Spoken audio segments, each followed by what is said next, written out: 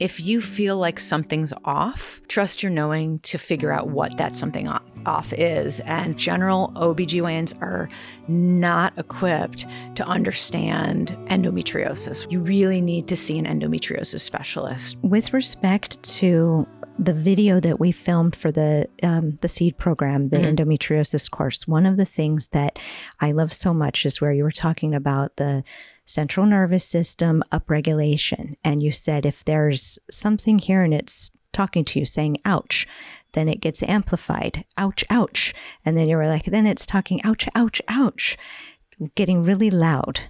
Can you explain that as the piece where we have all of the neurons firing at us, or is that jumping too far ahead with respect to endometriosis? Because that's kind of like once it's really rampant and talking to us. And I just kind of feel like right now the conversation is people thinking, do I have it or not? Do I need to explore whether I have it?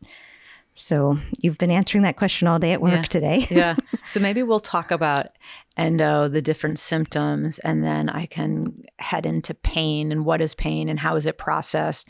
And then I think that'll organically answer all the questions. So I think the big thing that I see in my office is patients who come in and they are saying, my doctor sent me here. They think I have endo. I don't have any of the symptoms. Or someone suggested I come and see you, but my best friend has much worse period pain than I do. Or the thing that I want to let those listeners know is that endo symptoms vary from person to person. So the symptoms can be gynecological for one patient. It could be painful periods, painful ovulation, pain preceding one's period, pain after one's period. It could be pain all month long. Other people can have more GI symptoms, constipation and or diarrhea, or alternating constipation and diarrhea, bloating, like hemorrhoids, painful bowel movements, typically being diagnosed with IBS at some point along the way. Others can have urological symptoms like the need to urinate all the time, which we call urinary frequency, or painful urination, or getting up at nighttime to urinate. Others have no symptoms at all. Others have what we call unexplained infertility, or what some people may call silent endometriosis, whether that could be a whole conversation in and of itself, where they don't feel symptomatic. And the only symptom that they have is when they try and get pregnant, they have fertility issues and they're diagnosed with unexplained infertility, meaning sperm looks good, eggs look well, we can talk about egg issues in a moment. They just can't figure out why the patient's not getting pregnant. So what I want to tell people, if you had a triplet, if you had two other siblings, one can have purely gynecological symptoms, the other sibling could have GI symptoms, and the other one could have urological symptoms. So don't compare yourself to anyone. And from a pain perspective, it could be debilitating, or it could just be an hour or two of pain and then everything in between. So I think what I could not underemphasize to patients is trust your knowing. Mm-hmm. If you feel like something's off, trust your knowing to figure out what that something off is. And you really need to see an endometriosis specialist, because general OBGYNs are not equipped to understand endometriosis. What I always tell people is I learned more in my first week of fellowship for endometriosis than I did in 4 years of OBGYN training. So all of my residency plus 4 years of medical school. So I learned less in 8 years of training than I did in 1 week of fellowship, both from what endometriosis looks like in surgery, how you treat it, and with the gold standard being excision of endometriosis. I was taught the wrong surgery as a resident, as well as the wrong information, as well as outdated information. And most OBGYNs, that's a doctor who's does obstetrics, they deliver babies, they deal with menopausal health, they deal with teaching you how to put your car seat in, to pap smears, sexually transmitted diseases. God bless them. They're a jack of all trades, but they're armed with outdated and accurate information about endometriosis. So if that's who you're going to, you're not going to be diagnosed, unfortunately. And it's so sad. my patients today, it's like, it's a similar story. They're getting so much misinformation and misguidance. So trust your knowing and find an endometriosis specialist. That is like the big key. If we can talk about pain, what usually happens, there's just this concept of like a window of tolerance, meaning if our pain is within this window, we're okay, typically, for some people. Then there's this one event where it could be a stressor, a family death, it could be an illness, it could be a breakup with a partner, it could be, breaking your leg, fracturing your ankle, and all of a sudden pain can go from 0 to 100. But there's been smoldering pain within this window of tolerance. So it could be, and it's very insidious, it's very slowly progressing, that patients often feel like it's a normal thing and they're normalized to the pain. And it could be like, no, I'm just used to taking Motrin for 4 days around the clock. And I'm used to having a bowel movement, which was every other day, now every third day, now every fourth day. And now I'm used to sitting on the toilet for a half an hour to have a bowel movement, when initially it was 5 minutes, then 15 minutes, then 20 minutes, then a half an hour. And I'm used to urinating 15 times a day. And it's like this slow progression. So what's happening is the body is experiencing pain. And I usually refer to, like, the way that I describe pain is, if you think about, you want to grab some food off the stove and you burn your hand on the stove, like immediately, like, you're going to lift that hand off of a hot stove because the message is going up your arm to your spinal cord. Your brain is interpreting the pain and then sending the message back down to your hand to lift that hand off of a hot stove. That's an acute pain. It happens, it's done. Maybe the finger is going to be red, it's going to blister, it's going to hurt for minutes, hours, days, and then it's going to go away. You're going to be a lot more careful the next time you're going to grab something off that stove. But with endometriosis, it's a hand on a hot stove where the pain is going ouch, ouch, ouch, ouch, ouch. Over time, because the person's in so much pain, they're typically like curling up in a ball, assuming a fetal position. They're squeezing tight. Perhaps they're developing like constipation. So they're squeezing to push their stool out. So their pelvic floor muscles are tight. Their abdominal muscles are tight from curling up in a ball. Or they have diarrhea and they're squeezing so they don't lose their stool. And all of a sudden they have another hand on a hot stove of, let's say, pelvic floor type muscles. Then maybe the inflammation from endo, which is an inflammatory disorder, goes to the gut and they start developing leaky gut or small intestinal bacterial overgrowth. That's like another hand on a hot stove to the body. And then and I can keep going. What happens, all of those different messages, whether it's the endo or the tight muscles or bacterial overgrowth, are going to the central nervous system and flaring it and making the whole body literally on fire. So that's why they're within this window of tolerance. That one thing happens. It could be the sprained ankle, the broken leg, the breakup with a partner. And it's like they go from 0 to 100. But typically the patients are like, I was fine until I was in Mexico on February 1st when I had food poisoning, and then everything. But when I take the history and I go back, I can see the smoldering of these things. So I don't know if that answers your pain, the on fire, the central, what we call central sensitization. Yes, I love your explanation of it. Thank you for going over that again, because the listeners are going to really be able to relate to that. And I was thinking, Tara Lipinski in her podcast, and when she did an episode here with me, she uses humor, and she talks about the butt pain. Yeah. And how she had no other symptoms. And she really did not want me to mention that I think you might have endo, and how she resisted that because the surgery seemed so intimidating. Mm-hmm. But like the butt pain was like a tailbone sensation that was that tightening, So she has made herself so vulnerable to share that so that we can promote awareness that, as you said, it's not just menstrual pain. Correct. It is not a period disorder. And if I could throw in a couple other, since you started with the butt pain, people usually will say like they feel like their abdomen has barbed wire wrapped around it, shooting daggers up their vagina, butt pain, squeezing, rectal pain. I mean, shooting pains, burning pains. Mm-hmm. Now that I've had 3 laparoscopies and 2 C-sections, I am acutely aware of how many nerve endings are in the abdomen. And so each time I've had a surgical incision, now there's like a nerve pain that ends at my knee, one that goes over here to my hip bone. Like it's like, it is so interesting. And that any kind of little incident can take me over the edge, but I like to stay in that window. In that window. Yeah. Before we leave that topic, what are some suggestions for staying in that window for those that can't get surgery, maybe don't want to have kids, and they are just looking for relief? Yeah. So whether a patient wants surgery or doesn't, I am always trying to identify the varying reasons that are contributing to their pain. And I approach every patient from head to toe, literally, from mind to body to gut to every organ system. So first, it's identifying. Most of my patients, I would say 99%, have pelvic floor tight muscles. So first thing I do is get them into pelvic floor PT.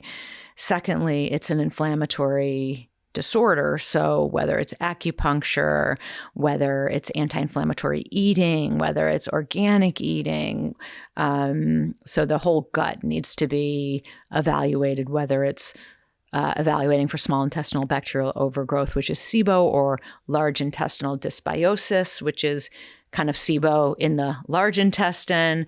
Then with that, there's SIFO, which is small intestinal fungal overgrowth, what happens. So really rehabbing the gut. I give every patient a meditation challenge who walks in my door. I don't start my morning without doing vagal toning meditation. I personally do it I don't do it on Shabbat. I don't listen to music or podcasts on Shabbat, but I will do breath work on those days. But I start my morning. I won't step in the OR without doing vagal toning meditation. Does it take very many minutes to do that? I mean, the one I love is 17 minutes. But there's ones that are 5 minutes. I just love this particular one. So I teach breath work, because the brain's, there's so much neuroscience to support breath work. Well, first of all, it's free, essentially. Your so lungs it's are always with doesn't you. cost anything. And secondly, there's so much brain science that says if you meditate at the same time every day for 6 weeks, you'll start to rewire your brain, or the concept of neuroplasticity. And there's such a gut-brain connection. And we know the gut is where the whole immune system is from. And we also know that like 90 or 95% of serotonin comes from the gut. So we can help anxiety, depression, all sorts of mental health issues with the gut-brain connection. So those are like basic stuff that I always get people to work on. And then obviously the other ones are dependent on what the symptoms are. And to the contrary, with the gut dysbiosis, it can spiral you mentally and emotionally, psychologically. Correct. Yes. Right? And then the more anxious someone is, and they have every right to be when they have undiagnosed endo, or, there's so much going on in this world, but the more anxious someone is, the slower the transit time is in the gut, right? So then that keeps causing recurrent SIBO and recurrent overgrowth, which then people are more constipated potentially, or diarrhea, then they're squeezing or tightening their pelvic floor, then their muscles are getting tight. It's just like a crazy feedback loop.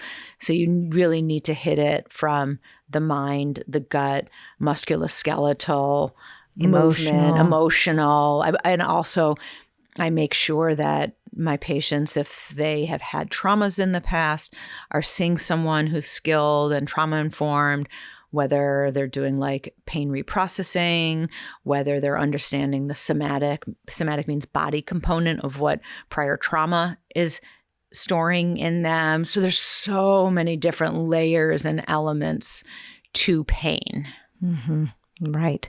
When your patients come to see you, or a new patient wants a consultation, they probably are so relieved, like water to the desert, when you begin explaining. Yeah. They probably feel so seen, and they feel safe, and they feel, because safety is a huge issue, because you go from doctor to doctor saying you look normal, right? Because endo's an invisible disease, and they start to doubt their own pain, and then they don't even believe their own pain.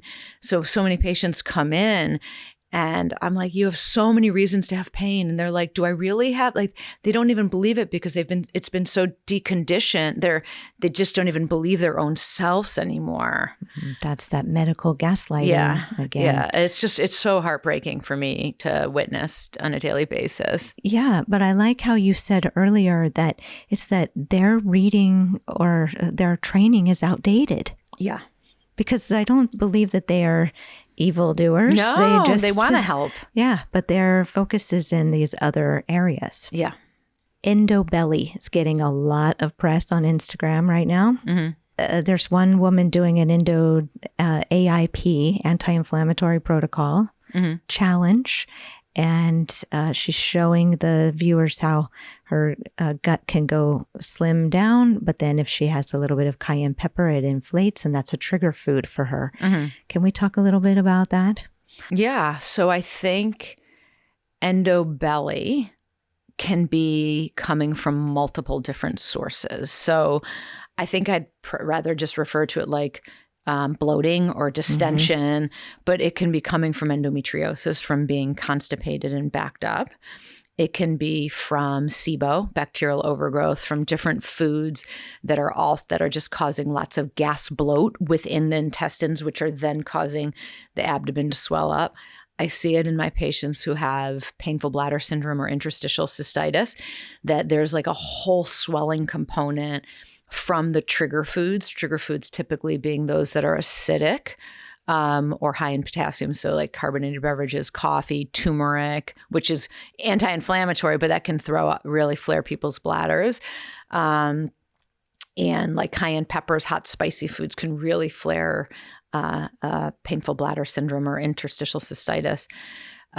So it's kind of like a Venn diagram. It's those three things. And also SIFO, small intestinal fungal overgrowth, which is part of this as well. So, and then there's also, if anyone has any other autoimmune diseases, that's inflammatory. And then the body is creating more inflammation. So I often find by taking a step back and treating the body as a whole, the endobelly isn't an issue. I was going to say, in your book, where you're talking about the holistic approach, and you have the patients check all the boxes and really do the homework, the legwork to get that inflammation under control, get the emotions under control, take care of what you can before I operate on you, essentially is what you're saying. And that makes for a much better outcome. Yeah, my patients typically take between 0 and 2 narcotics after surgery when doing such prehab. Which isn't very many. Which is not many. Yeah. And I think about 15 years ago, before, like, that was around when I started understanding that there was more to endo than just the surgical. Excision of endo for sure is the cornerstone of treatment, but the multimodal approach is really what helps the patients thrive. And before I started to have this aha moment or this awareness that there's more than just the surgical excision, I would write narcotics. I'd write a script for 25 narcotics and be refilling them. And now my patients, it's like such a game changer when they're doing the prehab and eating well. And because you're empowering them, you're teaching them how to turn the volume down. Yeah. When I had laparoscopy number 2, which was the game changer and how I conceived Kara and Jack, he did not want to do the surgery on me because he said, well, you're not ready to get pregnant. And I said, no, that's actually backwards. I need to put out the fires. I know how to keep inflammation down going forward. It will actually be what sets me up to be more fertile. He was like, okay, whatever. Like my persistence broke him down and he agreed. And in the recovery room, he said, wow, it's great that we did this. You had 200 adhesions on your left ovary. So, there was the validating moment and then having easy conception 2 years later and almost 5 years later. Before we leave food, I think sugar is the biggest culprit. Maybe a close second would be pasteurized dairy. What do you think? I kind of lump gluten Oh, yeah. Gluten. Dairy and sugar in the same realm. I mean, they're all so pro-inflammatory. And so readily available. Yeah. And cheap. Right. Unfortunately. And tasty. Yeah. What do you tell your patients? How do you get them to get off of that? So thankfully, I work with an integrative nutritionist who really handles that aspect of it.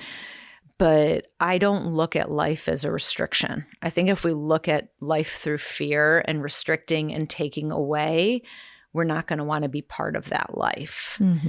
But if we look at life or food with all the things that one can have that will make you feel better and looking at it through that lens, I think the patients do much better. And it's just a matter of them being on those foods for like a month or 6 weeks. And they're like, oh my God, I feel so much better.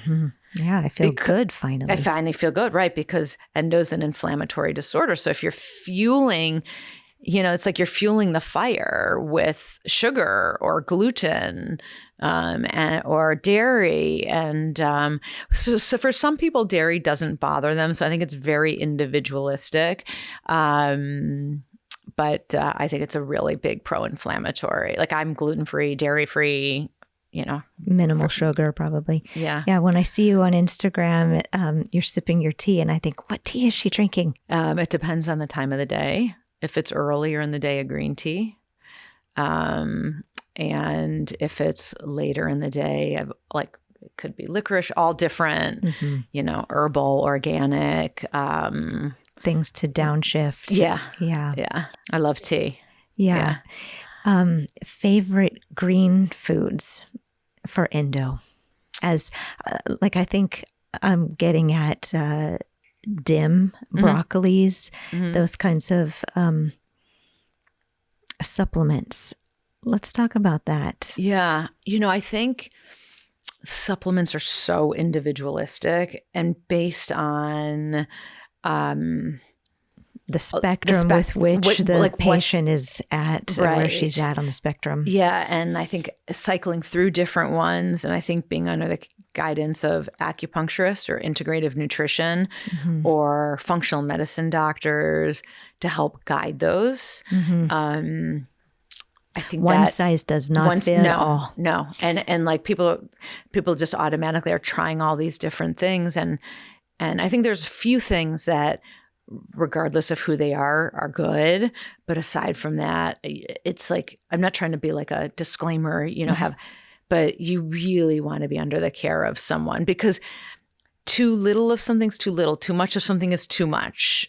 Yeah. And they're like, once you get it in your system, you can't get it out. Yeah. For example, I'm postmenopausal, I'm estrogen deficient, right? Or on that end of the spectrum.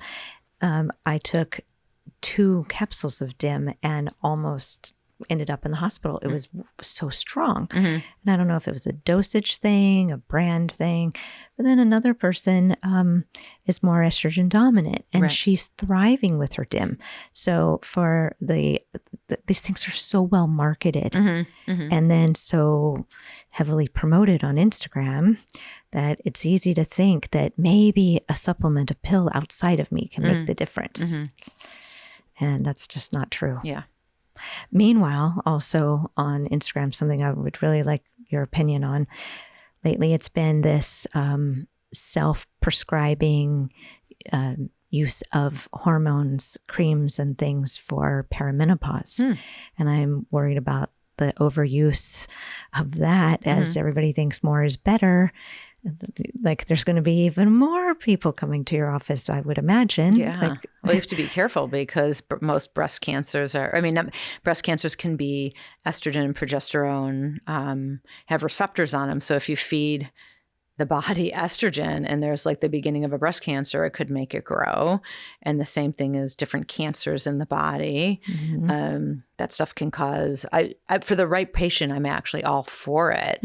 But there, you have to assess the history. If someone has a history of blood clots, estrogen can increase the risk of that. So you have to be like really careful. So careful. Yeah. And it's just right now so easy to get. In all these different forms. So also with having endo, it's going to create even more estrogen dominance. like the etiology of endo, right? It used to be that it was conventional wisdom would say it's retrograde menstruation. I know the look on your face, right? Right. Now that's been disproven. That idea is out. It's estrogen dominance. Believe it or not, there's still people who believe it's retrograde menstruation. I just got an invitation to write a chapter in like a book about endometriosis, and I'm reading the description, and it's like we all know that endometriosis is founded in retrograde menstruation. I'm like, delete. I will not be part of that journal or whatever it was. It was like yesterday I was reading this. But so some people still do believe in that, and there's a lot of doctors and researchers who are believing it's misplaced endometrium. Endometriosis is not retrograde menstruation. It is not misplaced endometrium. Endometriosis is when you have cells that are similar, not identical to the endometrium or the lining of the uterus, found outside of the uterus. So I actually believe in like the Müllerian theory that in utero, the cells that are destined to be part of the Müllerian system, which are uterus, kidneys, they kind of got off track in that developmental process in the fetus. You're in your mom's uterus. Yeah, and then that causes endometriosis. That's what I believe. That it's undifferentiated tissue that remains. Yeah, and then within those tissue, endometriosis can be released, and so I hope they do figure all of this out, but you have to be really careful with the hormones. Right, because it's just more fuel on the fire. Let's quickly talk a little bit about adenomyosis. What do you have to say about that? It's really becoming an issue for the fertility community, like how it looks, and more importantly, how a woman might get the sense that she has that and how to ask her doctor or surgeon. Is it just all those clots coming out and heavy bleeding? For you being the surgeon, it's going to look very different. So I guess we can start symptom-wise. People have different symptoms. For some, they just have really heavy bleeding. Some others have heavy clots. Others describe it as a low sacral backache. It's typically like a more midline pain. A heaviness is another term that people describe. I can tell with my physical exam with a pretty good degree of likelihood whether someone has adeno. It's like the cervix has So adenomyosis by definition is when you have endometriosis in the muscle of the uterus. So endo by definition is external or outside of the uterus. Adeno is endo in the muscle of the uterus. It's special. It has its own name. But I can feel like a really soft cervix, and then typically that's adenomyosis. Or I isolate out in my physical exam pushing on the uterus. I've isolated out the muscles, the fascia, the ovaries, the cervix, the endo, the bladder, and I push on the uterus, and then I can tell with a pretty high degree likelihood whether someone has adeno. Now, there's such a high likelihood when someone has endo of also having adeno. And I really want to stress to those patients out there, having adeno is not like a death sentence in the terms of from pain. What it just means is that we have to identify all the other reasons for pain, and we keep the uterus until people, hopefully complete their childbearing. And then if they're still symptomatic, then do something definitive. So sometimes it's like a 2-stage surgery where we excise all the endo, leave the uterus, treat all of the other pain conditions. So then they only have one hand on a hot stove, just the adeno. They don't have the tight muscles. They don't have all the other things. And they keep up with like an anti-inflammatory lifestyle, nutrition, mind, body, work with people like you from a fertility perspective, and hopefully, achieve their fertility dreams and then decide what they want to do about it. I mean, there's many of my adeno patients who we can get them like 80-90% better, even with adenomyosis. So like a hysteroscopy in with the laparoscopy? So would be like the surgical end of that treatment? For adenomyosis? For diagnosis or for treatment? For treatment. So Because I know that there's like the medications, Lupron, and now they're putting some progesterone and Femara. Are you talking about pre-implantation Lupron or treatment of pain? I'm talking about the suppressive Depo-Lupron. Okay.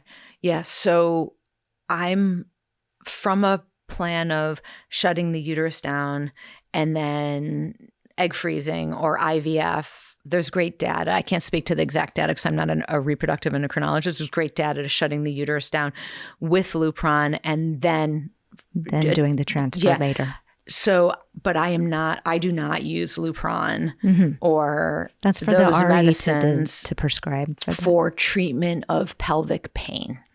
So there's treatment of pelvic pain, and then there's that priming the uterus for fertility. They're totally different uses of the same medicine. So, the side effects of those medicines, hot flashes, weight gain, joint pains, muscle aches, bone loss, depression, some of the medicines, suicide. Like it's the endo's continuing to grow. People feel miserable, and now you're adding on a whole host of other symptoms. Those medicines honestly don't make sense to me. Excision of endo is really the cornerstone of treatment. Right. I have patients, unfortunately, who have had laparoscopy and hysteroscopy, and then when they do their uterine biopsy, they're still testing positive for inflammatory markers, and they want to get their normal embryo implanted. So they're kind of left with no choices except to do the drugs protocol. Right. So for implantation, I'm in support of all of that. Right. Okay. For treatment of pain, I am not. Like there's some instances where it may be helpful, like particular instances, but I'm not a fan of medical management in that sense. And I have patients that are in perimenopause. They've had their children and they're bleeding out, hemorrhaging, passing these clots. And I'm saying, I can't believe I have to tell you this, but I think you might need to consider hysterectomy.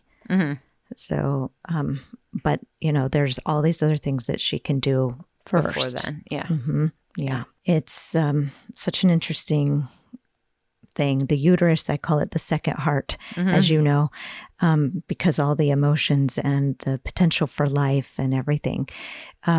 We're kind of running out of time. I definitely don't want to end the conversation without mentioning those movies that you have been a part of with Shannon Cohn. Endo What? And Below the Belt.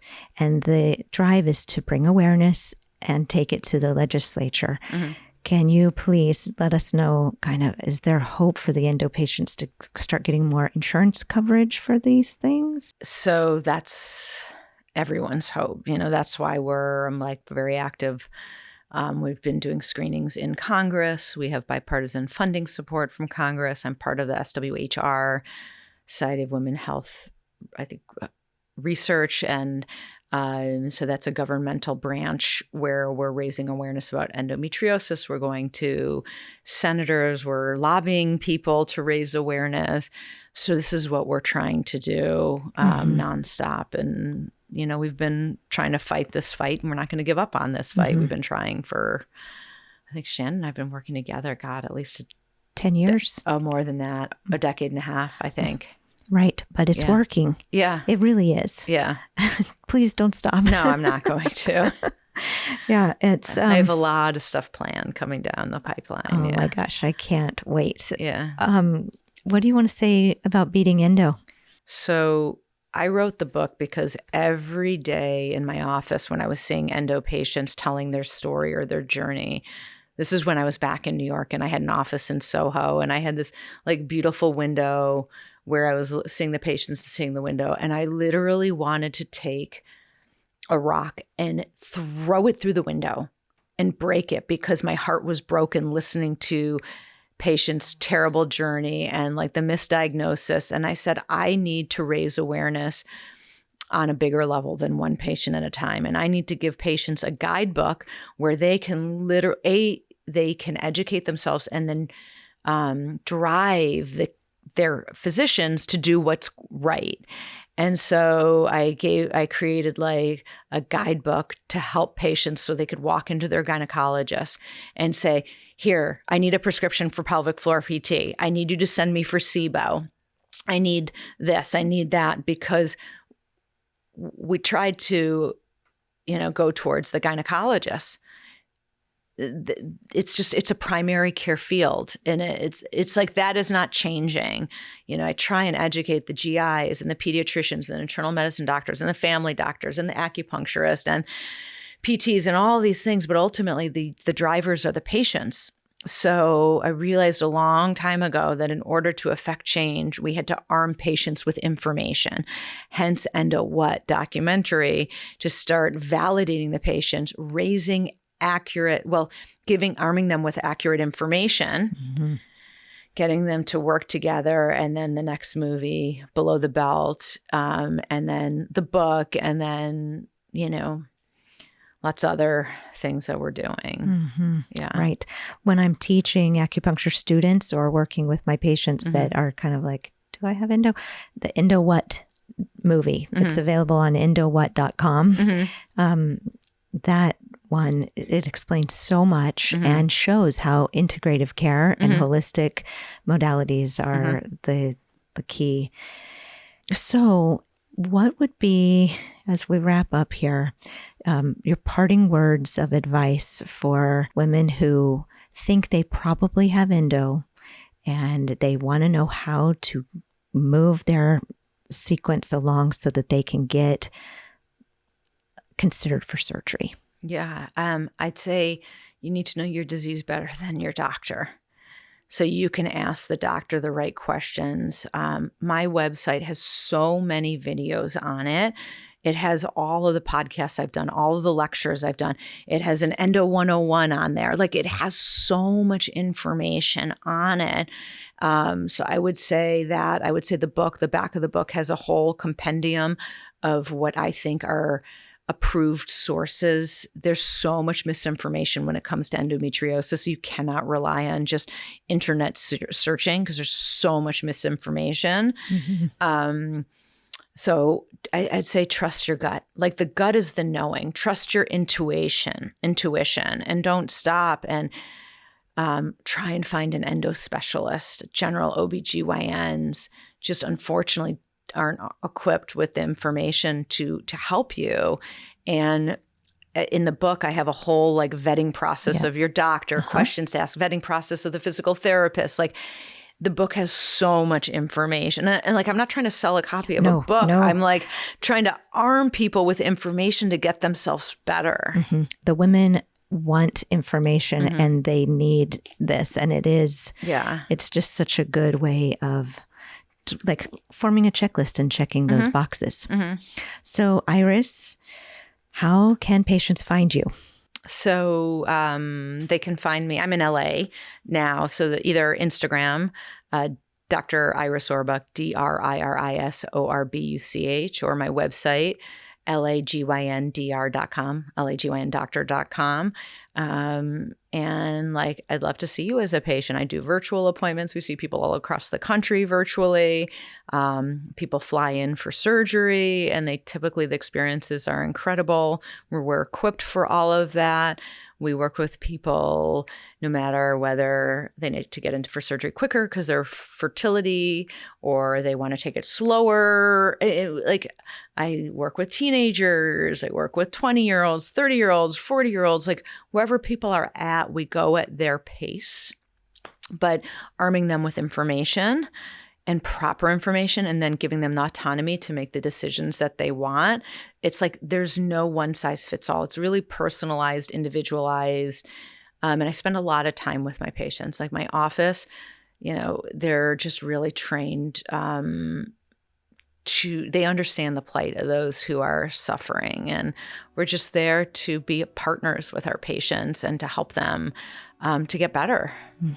Yeah. Right. And I've got some good things, exciting things coming down the pipeline. I cannot wait.